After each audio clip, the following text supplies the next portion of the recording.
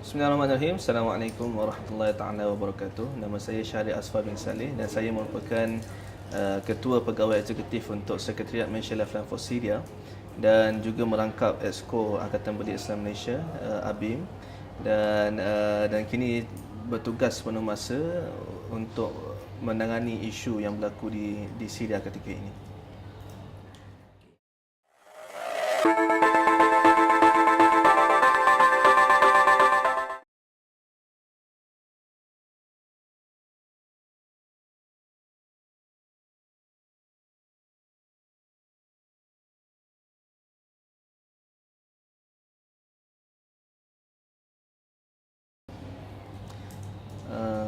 Bermula pengalaman dalam isu Syria ni kita telah bermula semenjak Januari 2012 yang lepas, di mana kita didatangi oleh rakyat Syria yang berada di Malaysia, khususnya pelajar yang belajar di UAE ni.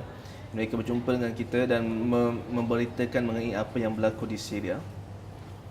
Okey, dan kita mengambil masa yang agak banyak sebenarnya untuk meneliti isu Syria ini, sama ada perlu ataupun tidak kita menanganinya. Dan setelah membuat penelitian dan juga kajian mengenai isu yang berlaku di Syria ini, dan kita telah mengambil keputusan bahawa isu Syria ini kita perlu perjuangkan dan kita perlu membawa isu ini kepada sesuatu yang lebih besar.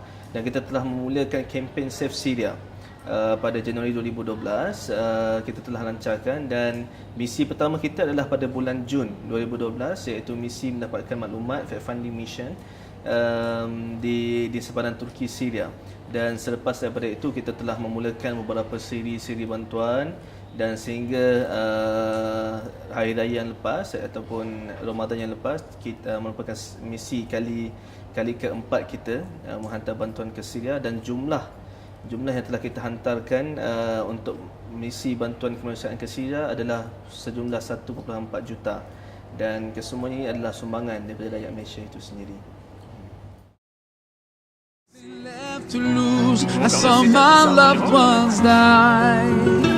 Oh, I swear that I won't give in. By God, you'll never win.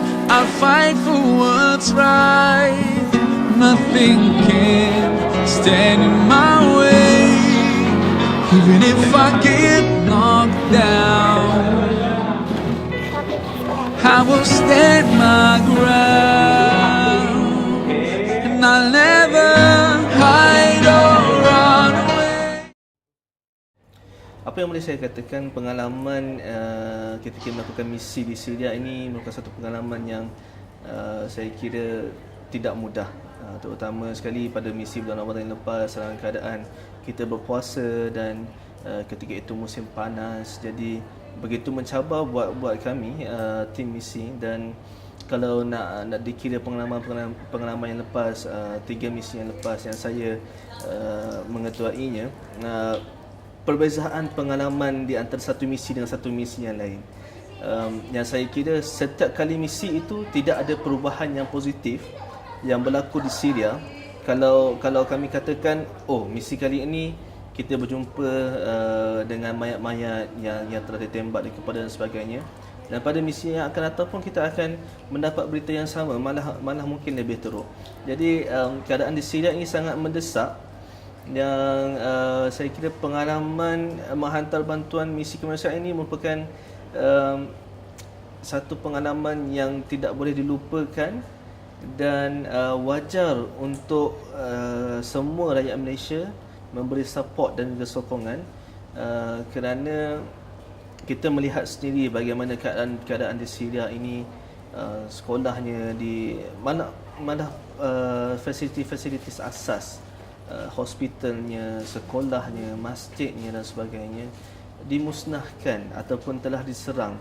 Malah seperti yang saya sebutkan dalam perkongsian yang biasa saya lakukan, menurut fakta yang dikeluarkan oleh United Nations, sebanyak lebih 5 juta rumah yang telah musnah, dan setiap satu daripada 5 buah sekolah telah musnah, sama ada telah musnah dan dijadikan kawasan pelarian.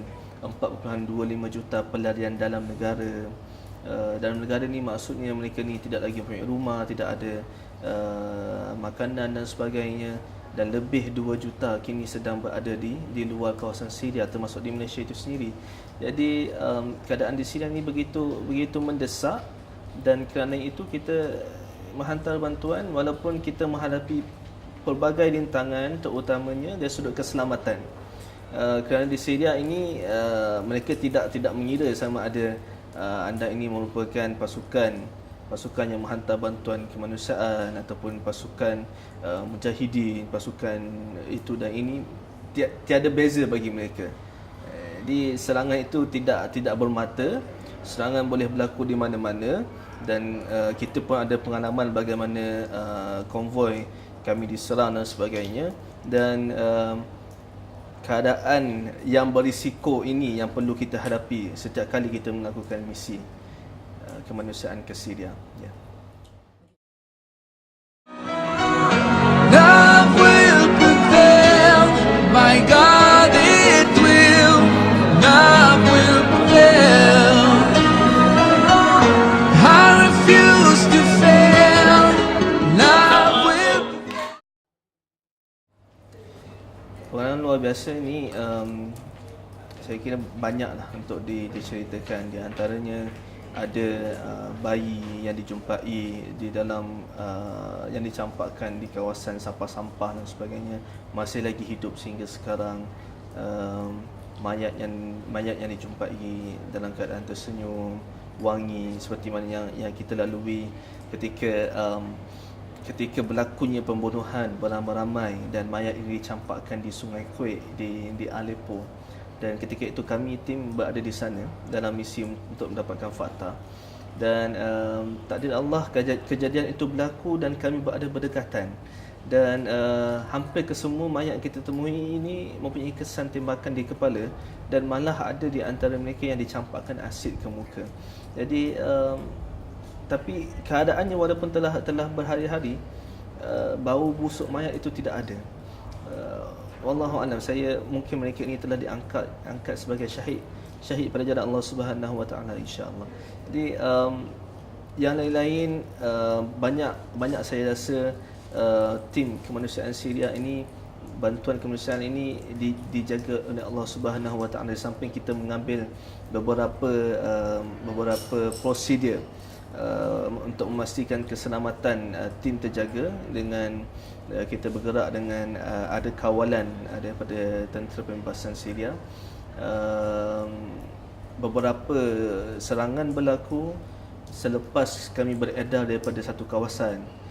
Dalam 15 minit kami beredar daripada sebuah kawasan yang kami lawati, berlaku serangan di kawasan tersebut, dan alhamdulillah disebabkan kami telah keluar daripada kawasan tersebut, kami terselamat. Dan dalam kejadian terbaru pada bulan Ramadan yang lepas, ketika hendak pulang kami diserang dengan sniper, dan sekali lagi kami mengucapkan syukur pada Allah Subhanahu wa taala kerana tembakan sniper itu tersasar. Dan alhamdulillah, dan beberapa kali serangan yang kami rasakan begitu dekat, dan ketika itu kami hanya mampu berserah kepada Allah Subhanahu wa taala. Apa yang berlaku kira tawakal lah, maksudnya. Jadi seperti yang saya kata tadi, tidak mengira tempat, tidak mengira masa. Kalau mereka nak serang, mereka akan serang anytime. ما عندكم هون بيت؟ لا طب بتعرف القصة شفتها؟ ما شفنا بس سمعنا عنه. سمعت عنها، احكي لنا اياها. هذا صاروخ سكود نزل هون. بس هي القصة؟ متى صارت؟ شلون؟ كيف؟ كنا قاعدين بالليل. بالليل ولا بالصباح؟ بالليل. بالليل يعني بأي ساعة؟ الساعة 8. 8؟ ايه 8 الساعة. سمعنا صوت ميكن هو قاعد. في أحد ساكن هون أو كله راح؟ في عالم في ولد ميت. قديش كذا؟ ما البيوت كانت هون فاضية، يعني ما كان في حدا كثير. ايوه يعني قديش حوالي حوالي 5 ايه. بس البيوت كلها تهدمت. هي كلها فاضية يعني؟ كلها لجوا لسه البلوت. قدام كمان في صوت الصاروخ كمان هون قدام؟ صاروخ ايه في جوا، في عند الكراج. إيه بالمدرسة كمان. ايه كله نزل. بالطيارة عتضرب كل نهار عتجي. هو كله بالليل أو بالليل ايه، اختاريته كله بالليل. قدام كمان بالليل؟ بالليل ايه. طيارة ما عم تجي عم تخاف يضربوها. في ساعة يعني شو اسمه إمتى بصار؟ قبل شهرين؟ ايه صار له شهرين ايه. Ramai yang bertanyakan kepada kami bagaimana untuk menjadi sukarelawan dan ingin berkhidmat bakti di Syria. Pada kami, dalam keadaan sekarang ini bukan calang-calang orang yang kita boleh pilih semata-mata untuk pergi menghantar bantuan, kerana satu kekuatan dalaman tidaklah kami mengatakan kami ini telah sempurna dan sebagainya, tetapi ada beberapa pertimbangan yang perlu sukarelawan-sukarelawan ini faham sebelum mereka ini menjejakkan kaki untuk menghantar bantuan ke Syria. Antaranya adalah pertimbangan untuk memahami bahawa keadaan di Syria ini begitu kritikal yang sehingga kan boleh mungkin mengancam nyawa. Maksudnya kita tidak tahu keadaan di sana bagaimana. Mungkin boleh ditangkap, boleh seperti yang saya terangkan sebentar tadi, boleh diserang dan sebagainya. Nasib-nasib mungkin terlepas, nasib tidak baik mungkin akan tercedera mungkin, atau paling ni mungkin menyebabkan nyawa. Jadi perkara ini yang perlu difahami sungguh-sungguh oleh sukarelawan sebelum mereka pergi. Jangan atas dasar semangat, atas dasar ingin membantu semata-mata, tapi ini perlu mendapatkan persetujuan keluarga dan sebagainya. Dan bagaimana mereka ini, sukarelawan yang pergi ini, kita lengkapkan mereka ini dengan ilmu berada di kawasan konflik, dan bagaimana kita perlu mematuhi prinsip-prinsip asas ketika melakukan misi kemanusiaan di tempat konflik. Antaranya jika berlaku serangan sehari ataupun 2 hari sebelum kami sampai, kami anggap kawasan itu kawasan merah. Jadi jangan masuk kawasan tersebut, dan sebelum pergi masuk ke kawasan tersebut kena ada assessment keadaan di sana, bagaimana jalannya, bagaimana clear ataupun tidak. Kalau tidak clear, apa dia, ada checkpoint ke dan sebagainya. Bagaimana kita nak deal dengan checkpoint ataupun berbincang, dan jika ditangkap bagaimana caranya untuk kita berhadapan dengan suasana tersebut. Jika kamera dirampas dan sebagainya, how to deal with this kind of situations. Ini yang perlu kita lengkapkan kepada sukarelawan. Ataupun saya kira mereka ini bukan sukarelawan, mereka ini pekerja kemanusiaan yang betul-betul menyerahkan diri mereka untuk menghantar bantuan dan amanah rakyat Malaysia yang telah menyumbang untuk membantu rakyat Syria. I will stand my ground, and I'll never hide or run away. Di samping kita menghantar bantuan kemanusiaan, kita juga dibawa untuk melawat kawasan-kawasan tentera perbebasan Syria, kerana mereka inilah yang menjaga keselamatan kami. Mahu tidak mahu, kami perlu bersama dengan mereka supaya keselamatan kami terjaga, kerana di Syria ini mereka terbahagi kepada 2 bahagian. Bahagian kawasan yang dikuasai oleh pihak kerajaan dan juga kawasan yang dikuasai tentera perbebasan Syria. Jadi kami berada di kawasan yang telah bebas dan berkesempatan untuk melawat kawasan mereka, checkpoint mereka dan sebagainya. Dan personally, secara kita melihat bagaimana kedaifan tentera perbebasan Syria ini dari sudut kelengkapan ketenteraannya, dari sudut senjatanya, dari sudut komunikasi dan sebagainya, sangat-sangat daif. Maksudnya senjata yang mereka ada hanyalah senjata ringan, dan kerap kali mereka ulangkan kenapa mereka punya senjata ini kerana untuk mempertahankan diri mereka, bukan hakikatnya untuk berperang dan memerangi kerajaan mereka, tapi mereka terpaksa mengangkat senjata kerana untuk mempertahankan diri mereka dan keluarga mereka serta rakyat Syria yang tidak berdosa. Dan food scarcity ataupun kekurangan makanan sangat kritikal di Syria kerana kebanyakan sumber makanan ini dikuasai oleh kawasan yang dikuasai oleh rejim ataupun kawasan kerajaan, dan mereka tidak membenarkan supply food ni masuk ke kawasan yang telah dibebaskan. Justru begitu mereka terpaksa mencatu makanan, tapi saya kira masih lagi di peringkat boleh hidup. Namun begitu, ada beberapa kawasan yang dimaklumkan kepada kami sudah 6 bulan tidak masuk makanan, dan kawasan ini merupakan next target kita ataupun next fokus kita untuk kita cuba menghantar bantuan terus masuk ke dalam. Dan perhubungan mereka sangat limited. Mereka tidak ada perhubungan internet dan sebagainya. Mereka hanya berhubung melalui walkie-talkie, dan kawasan mereka pun tidaklah mempunyai kelengkapan ketenteraan yang canggih pun.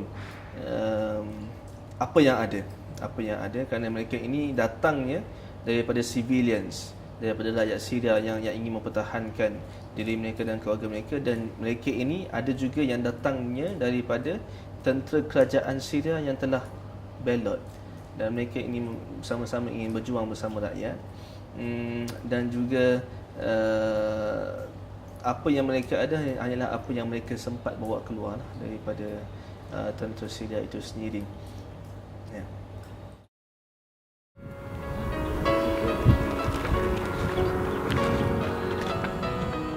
And I'll never hide or run away.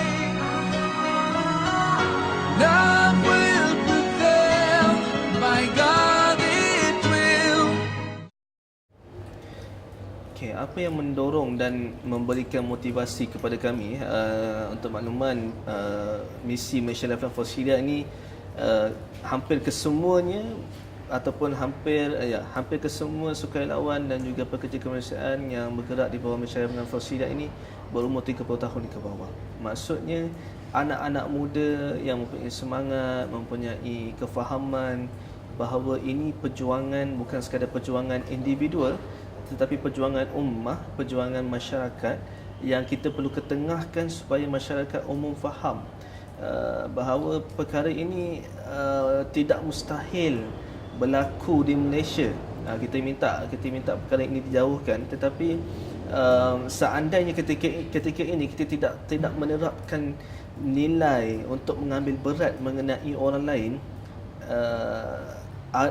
adakah kita akan mengharapkan orang lain akan mengambil berat tentang kita seandainya perkara yang sama berlaku di negara Malaysia?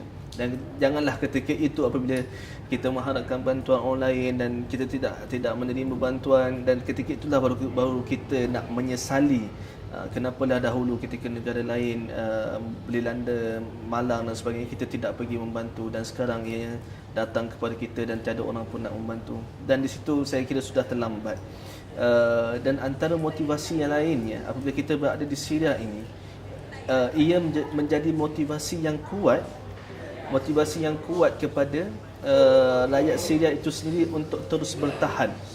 Kerana apa? Kerana bagi mereka apabila melihat orang luar masuk, orang luar memberikan bantuan kemanusiaan, mereka merasakan ada kebersamaan umat lain ataupun masyarakat lain yang bersama dengan mereka dalam menghadapi situasi yang genting ketika di Syria. Dan saya kira ini satu motivasi yang sangat kuat untuk kita meneruskan bantuan kemanusiaan ke sana, kerana walaupun saya kira bantuan yang kita hantar itu jumlahnya tidaklah banyak, tidaklah signifikan, tetapi kehadiran kita itu memberikan motivasi yang sangat besar kepada rakyat Syria untuk terus bertahan dalam keadaan mereka dikejar dengan maut setiap hari. Itu yang saya kira motivasi terbesar dan semangat orang muda untuk kita perjuangkan bersama, insya-Allah.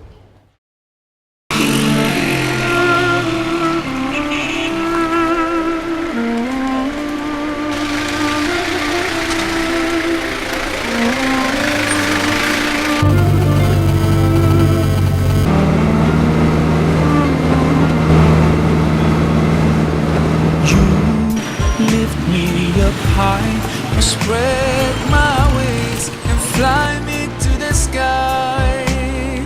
I feel so alive, it's like my soul thrives in your light.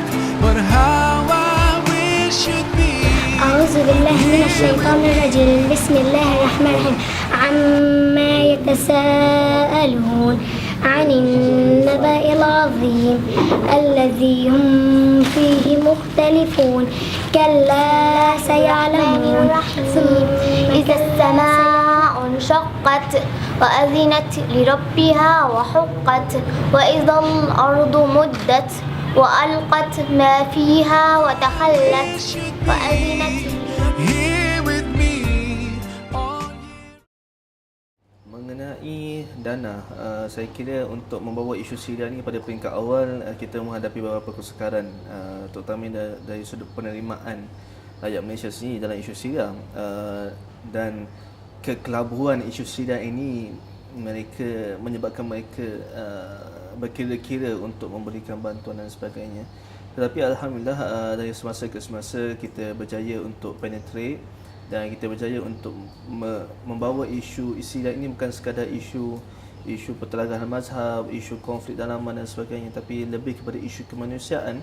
Dan melalui itu kita sedikit sebanyak mampu untuk mengumpulkan bantuan yang seperti saya sebutkan tadi. Kita telah berjaya untuk menghantar sejumlah 1.4 juta. Yang 1.4 juta ini merupakan sumbangan sepenuhnya daripada rakyat Malaysia melalui 4 misi yang lepas. Justru dana yang dikumpulkan ini kita gunakan sebaik mungkin untuk memberikan bantuan dan memberi fokus kepada tiga jenis bantuan. Yang pertamanya adalah bantuan dari sudut medical, dari sudut perubatan, kerana kita tahu di Syria ini melalui pengalaman kita berada di sana, hospital pun turut diserang, dan ada hospital yang berada di kawasan yang dikuasai oleh kerajaan. Justru kita menggunakan sumbangan ini untuk membina sebuah field hospital ataupun medical center yang akan membantu rakyat Syria yang akan yang mungkin tercedera, yang mungkin mengalami masalah kesihatan dan sebagainya. Dan medical point ini kita telah mulakan dan ianya berada di Azaz, satu medical point yang telah kita usahakan. Dan dalam masa yang sama kita turut memberikan bantuan kepada hospital-hospital lain yang memerlukan sangat memerlukan bantuan kerana kekurangan duit, kekurangan teknologi yang tinggi dan sebagainya.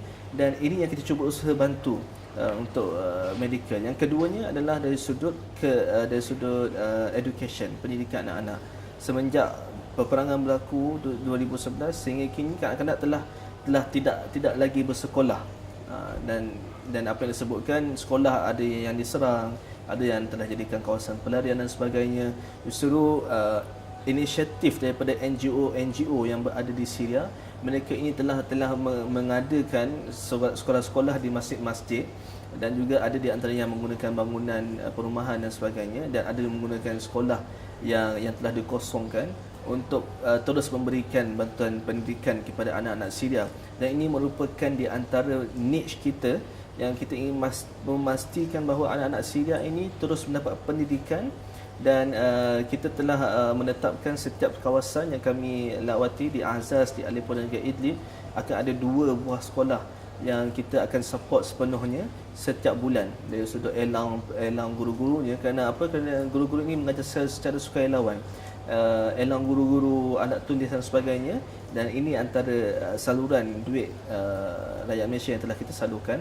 Dan yang ketiganya dari sudut makanan. Makanan ini kita telah mengusahakan bakery Kilang Roti di Idlib, dan dalam masa sama kita memberi bantuan secara bulanan kepada rakyat Syria dalam bentuk food basket, food box yang lengkap dalamnya bahan-bahan asas makanan untuk mungkin 2 minggu hingga ke sebulan untuk bertahan, untuk memberi makan kepada anak-anak dan juga family lah.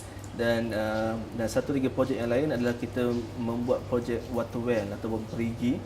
Kerana di Syria ini berlaku krisis air yang sangat kritikal, dan sekiranya air ini telah habis, maka akan berlaku krisis yang lain. Justru kita telah mulakan projek ini juga di Idlib. Kita telah membuat dua buah perigi, dan akan datang insya-Allah kita akan menambah lagi perigi-perigi air ini supaya bekalan air tidak terputus. Dan ini semua dana-dana ini insya-Allah kita uruskan dengan baik dan kita sampaikan sendiri terus kepada mereka yang memerlukan di dalam tanpa melalui perantaraan NGO lain, di mana mereka yang membantu kita dalam ini adalah merupakan sukarelawan kita yang kita memang sudah kenali mereka ketika mereka ini masih lagi berada di Malaysia, sedang belajar di Malaysia dan mengambil keputusan untuk pulang ke Syria untuk membantu. Dan kita berhubung terus dengan mereka dan mereka membantu kami untuk memastikan sumbangan rakyat Malaysia ini sampai terus kepada rakyat Syria yang memerlukan di dalam. I'm so cheap, so many orphans weep, they forgot how to smile.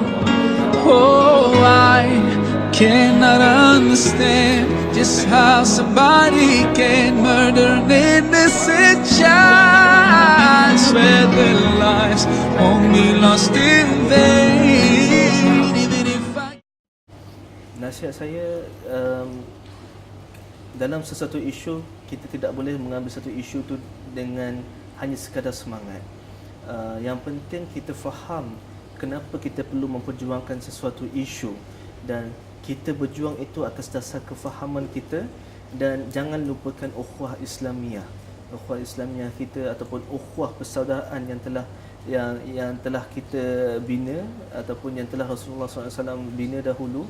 Yang saya kira ukhuwah inilah yang mengikat kita untuk terus sama-sama membantu sesiapa sahaja yang berada dalam kesusahan. Wa imma ia berada di Malaysia, wa imma berada di luar Malaysia dan sebagainya.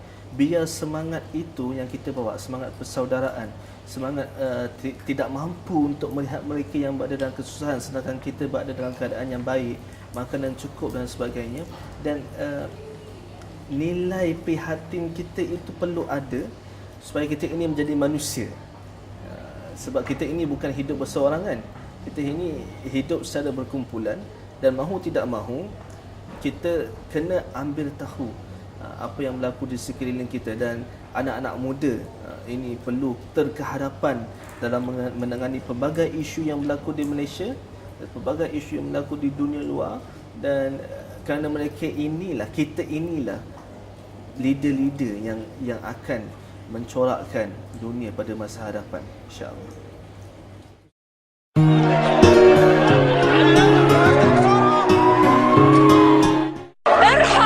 ارحل مش عايزينك يسقط حسني مبارك.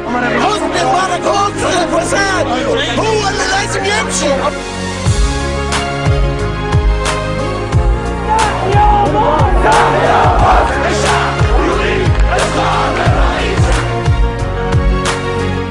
مش هنستسلم ونرجع تاني، تحيا مصر ولا نتنازل عن شيء، تحيا مصر مش عايزين غير حقنا الإنساني، تحيا مصر عدالة اجتماعية وعين، تحيا مصر مش هنسكت تاني ولا هنداري اللي في بالنا، كفاية ظلم وفقر وكفاية بقى من اللي جرالنا، تحيا مصر وتحيا الحرية ثورة حتى النصر في أم الدنيا تحيا مصر وتحيا الحرية ثورة حتى النصر، تحيا مصر مصر شبابها رجالة، تحيا مصر وشعبها كله أبطال، تحيا مصر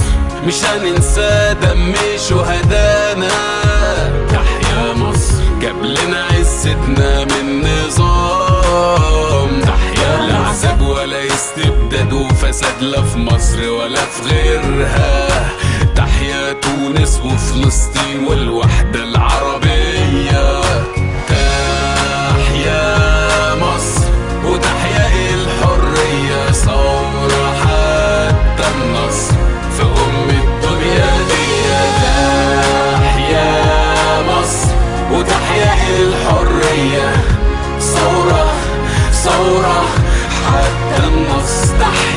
مصر. مشوار بدأوا أجدادنا بكرامة هنبني حياتنا، علشان دي مصر بلدنا وهنبنيها لأولادنا.